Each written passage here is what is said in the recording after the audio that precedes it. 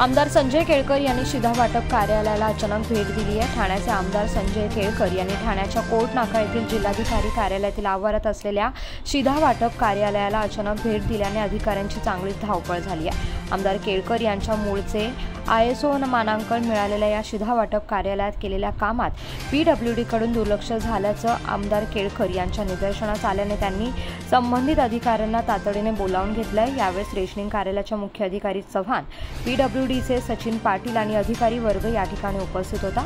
आमदार केळकर यांनी PWDच्या माध्यमातून पडझड झालेल्या या शिधा वाटप कार्यालयाचा कायापालट केला होता। त्यामुळे या कार्यालयाला ISO नामांकन मिळालं होतं। आज या कार्यालयाला आमदार केळकर यांनी अचानक भेट देऊन पाहणी केली आहे। यावेळी कामासाठी आलेल्या नागरिकांना आमदार केळकर यांची भेट देऊन संवाद साधला। या कार्यालयात पाहणी करताना आमदार केळकर यांना बाथरूमची दुरावस्था दिसून आली आहे, तसेच पत्रा स्लॅबची वरून गळती सुरू आहे।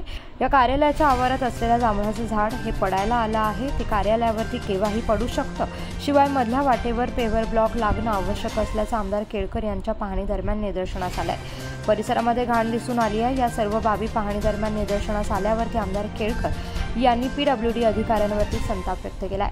तातडीने ही सर्व कामं पूर्ण करावी अशा सूचना देखील यावेळेस त्यांनी अधिकाऱ्यांना दिलाय।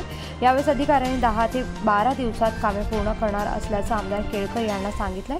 तसेच शिधा वाटप कार्यालयात हे पब्लिक प्लेस आहे, येथे नागरिकांची दररोज ये जा असते, त्यामुळे हे कार्यालय सुस्थितीत असणं आवश्यक आहे। तसेच PWD अधिकाऱ्यांनी लवकर काम पूर्ण होणार असल्याचं जरी सांगितलं असेल तरी मी पुन्हा या कार्यालयाला भेट देणार असल्याचं आमदार केळकर यांनी बोलताना या ठिकाणी सांगितलं आहे।